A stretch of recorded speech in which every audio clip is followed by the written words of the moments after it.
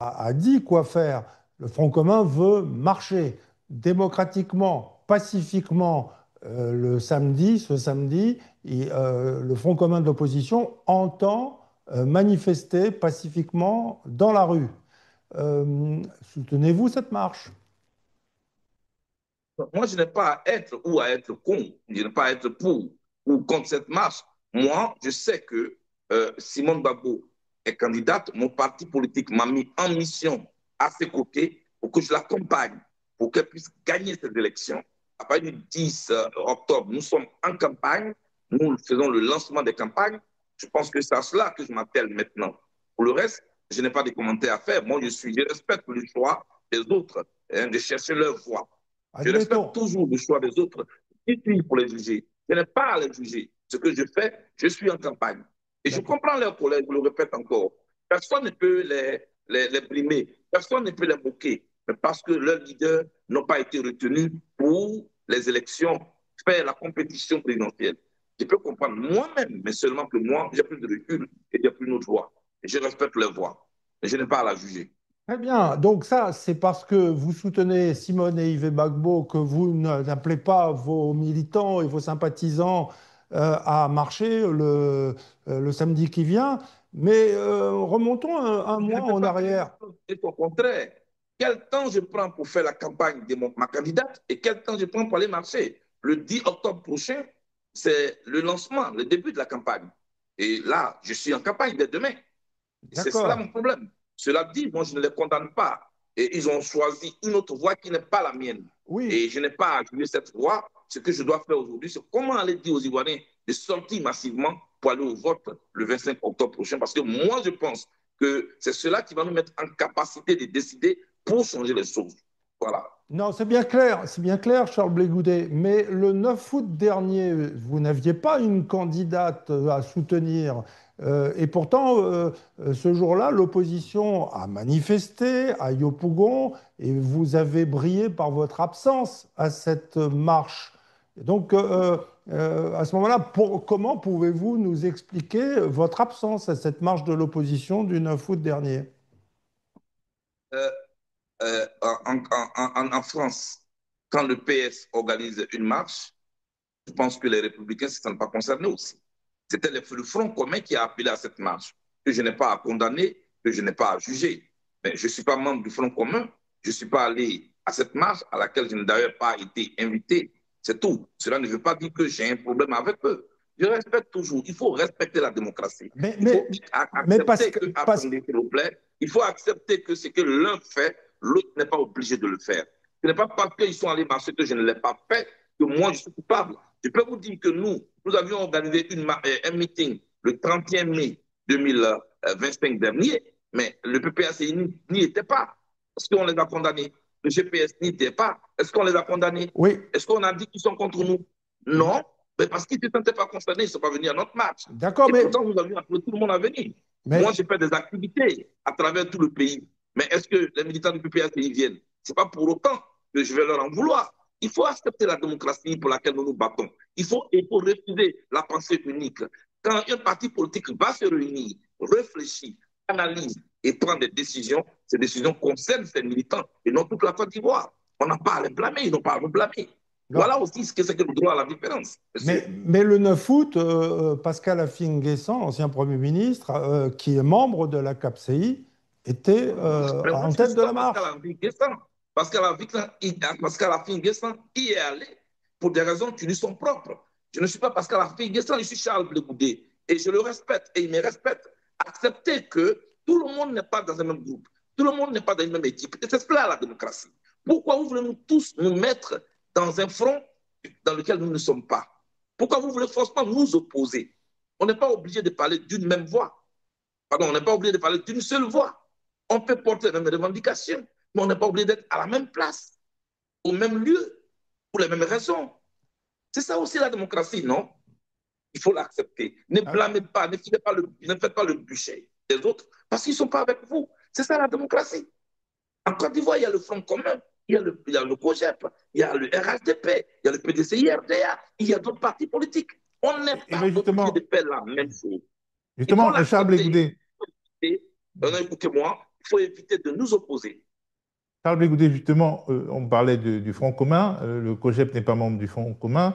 Le COJEP est membre de la CAPSI et on a l'impression qu'il y a de l'eau dans le gaz dans la CAPSI. En tout cas, le COJEP a suspendu ses activités au sein de la CAPSI et le MGC de Simone Yves Gbagbo s'est mis en... En tout cas, Simone Yves Gbagbo s'est mis en retrait et a envoyé un représentant au sein de la CAPSI. Est-ce que la CAPSI survivra aux turbulences actuelles autour de la question participer ou pas participer au scrutin du 25 octobre? Monsieur Théophile, et tous ceux qui m'écoutent, dans la vie, chaque débat a sa tribune et chaque débat a son moment. Je vous dis, le 4 octobre dernier, le Congrès panafricain pour la justice et l'égalité des peuples, COJEP, dont je suis le président, s'est réuni en convention, a décidé d'aller aux élections présidentielles. Mieux, a décidé d'accompagner la candidate Simone Yves Gbagbo, a décidé d'aller mobiliser les électeurs ivoiriens pour qu'ils puissent participer massivement à l'élection qui va avoir lieu. Et cet instant, quel temps avons-nous pour nous consacrer à la campagne et quel temps avons-nous pour aller faire des réunions des Cap Côte d'Ivoire? C'est tout. Deuxièmement, il y a certains membres des Cap Côte d'Ivoire qui sont allés au Front commun, nous n'y sommes pas. Moi, je pense que le fait que nous n'y sommes pas, ce n'est pas cela qui va dégrader nos rapports. On peut se retrouver plus tard dans d'autres cadres. Moi, j'ai passé des bons moments à Cap Côte d'Ivoire avec des aînés que je n'aimerais pas citer ici, avec des jeunes frères aussi, dont je respecte la différence. Mais on n'est pas obligé de se bagarrer sur tout. C'est pourquoi nous avons suspendu simplement notre participation en Cap Côte d'Ivoire pour nous consacrer à l'élection qui arrive. Merci.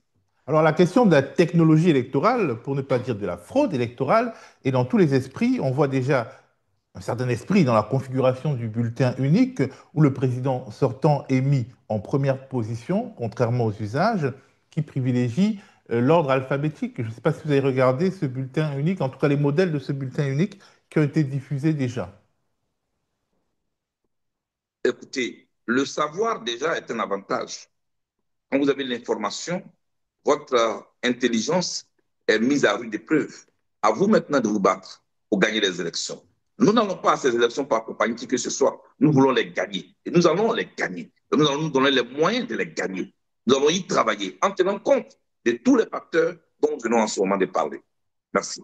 Alors, le Code électoral dit en son article 58 que le dépouillement des votes a lieu en présence des représentants présents des candidats et de la commission chargée des élections. Et certains l'interprètent comme une interdiction que les électeurs soient présents lors des dépouillements dans leur propre bureau de vote. Et les PV ne sont pas systématiquement envoyés à tous les candidats, comme c'est le cas dans de nombreux pays. Ici en France, par exemple, dès la fin du dépouillement, les résultats sont sur le site du ministère de l'Intérieur. C'est un site ouvert que les autres sites Internet dont les autres sites Internet peuvent utiliser les données librement. Mais en Côte d'Ivoire, c'est opaque. C'est opaque jusqu'aux commissions électorales locales et à la centralisation par la CEI nationale. Certains observateurs considèrent que c'est là le cœur de la machine de fraude, le fait qu'il y a une sorte de trou noir entre la fin des opérations électorales et la proclamation. Est-ce que votre candidate aura des représentants dans les plus de 25 000 bureaux de vote? Et sinon, comment empêcher la fraude? Nous travaillons sur tout cela, au-delà des candidatures, au-delà du fait que Simone Gbagbo est candidate, que Awa Domelo est candidat, que Jean-Luc Buyon est candidat et autres. Nous sommes en train de travailler sur une plateforme pour un minimum d'accord sur les représentants dans les bureaux de vote, pour que nous soyons tous représentés, pour que l'opposition soit représentée. En proposition, c'est vrai qu'un représentant d'un candidat de l'opposition, puis en même temps représenter l'autre candidat. Nous travaillons à cela pour trouver le personnel. Nous, au niveau du COJEP, on n'a pas ce problème de trouver du personnel sur toute l'étendue du territoire, parce que nous sommes un parti qui est vraiment un ancrage national. Même dans le Nord? Même dans le Nord. Même dans le Nord, je peux vous le dire. Moi, j'étais en tournée dans le Nord. Même dans le Nord, nous allons trouver cette histoire du Nord qui était fermée à toute la Côte d'Ivoire est derrière nous. C'est une campagne que nous allons faire en sorte de parler aux autorités pour que tout le monde puisse avoir accès à toute la Côte d'Ivoire.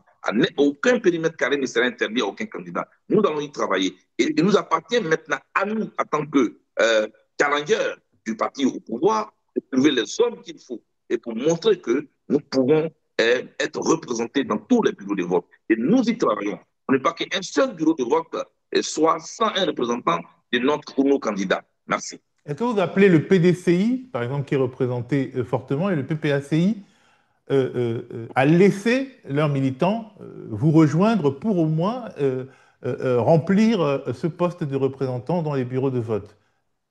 Pour ces élections, nous ne parlons pas à des militants, nous parlons à des électeurs.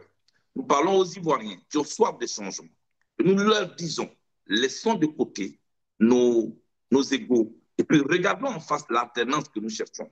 L'alternance et le changement que nous cherchons, est-ce que Simone Gbagbo est incapable de l'incarner? Est-ce que vous ne connaissez pas son parcours? Est-ce qu'elle n'a pas du charisme? Est-ce qu'elle n'a pas une vision? Est-ce que vous la sentez incapable de représenter les Ivoiriens? Je pense qu'elle peut le faire. Si vous êtes d'accord avec moi, sortez de chez vous et allez voter massivement le 25 octobre. Si vous ne voulez plus le RHDP au pouvoir, alors rejoignez-nous et essayons de conjuguer nos efforts, essayons de faire en sorte qu'on puisse mutualiser notre engagement et vous verrez que les choses vont changer. Parce que bouder ne permettra à personne d'obtenir le changement. Ici, je ne parle pas à des militants, je parle à des électeurs, je parle à des Ivoiriens qui veulent voir une autre Côte d'Ivoire émerger. Et je pense qu'avec Simone Gbagbo, cela est possible. Charles Blé Goudet, quelles sont vos relations avec Claude Saïs Souma?